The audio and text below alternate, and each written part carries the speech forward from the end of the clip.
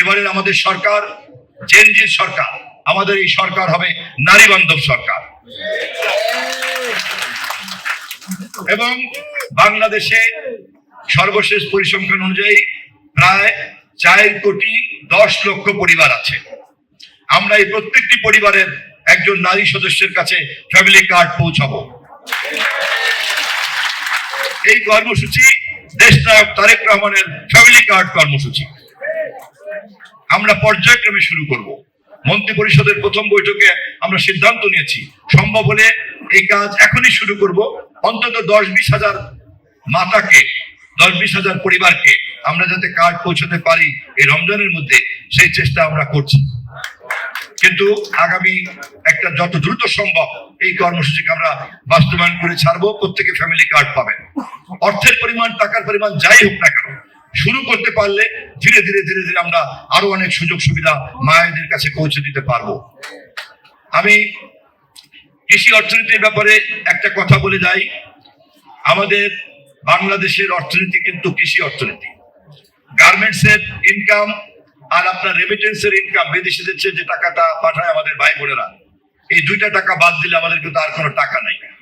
Saudi আরব অথবা মধ্যপ্রাচ্যের দেশগুলি যদি আমাদের যদি প্রবাসী শ্রমিকরা বন্ধ করে দেয়, অথবা কোনো কারণে ইউরোপ আমেরিকা যদি আমাদের গার্মেন্টস কেনা বন্ধ করে দেয়, তাহলে কিন্তু আমাদের অর্থনীতি ধসে পড়বে। এক্সট্রিম মশার কয়েল প্ল্যান্ট ফাইবার দিয়ে তৈরি। ডেঙ্গু, চিকুনগুনিয়া বাহি সহ যে কোনো মশার বিরুদ্ধে দেয় এক্সট্রিম সুরক্ষা।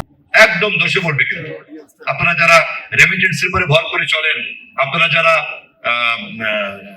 এই যে সরকারি সুযোগ সুবিধা দেখেন, এই সমস্ত কিন্তু আমাদের এই দুইটা মেরুদণ্ডের উপরে নির্ভর করে।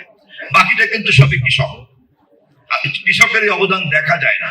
এই যে বাড়িতে গিয়ে আমরা ভাত খাবো, সকালবেলা নাস্তাটা করে বেরোলাম, যখন যতটুকু খাই সবই কিন্তু মূলত কৃষকদের অবদান।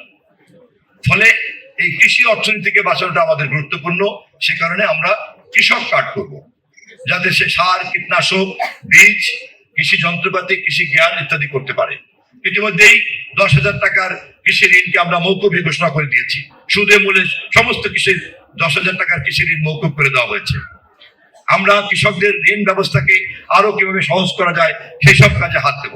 অতএব নারী এবং কৃষক এই দুইটি গুরুত্বপূর্ণ কাজে আমার হাত দেওয়ার পরপরই আমরা হাত দেব তরুণদের বেকারত্ব দূর করার জন্য। আমরা গভীরভাবে চিন্তা করছি তরুণদেরকে বেকার রেখে এবং তাদেরকে কোনো সঠিক তাদের মেধা, যোগ্যতা, দক্ষতাকে কাজে না লাগিয়ে কোনো সরকার এগোতে পারে না। আমাদের এই তরুণ প্রজন্ম আমাদেরকে ভোট দিয়েছে। এবারে আমাদের সরকার জেনজির সরকার।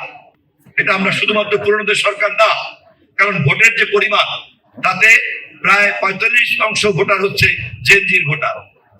আর আমাদের যে ভোট করেছে সারা দেশে, কত হয়েছে সারা দেশে? 62 না, যাই হোক।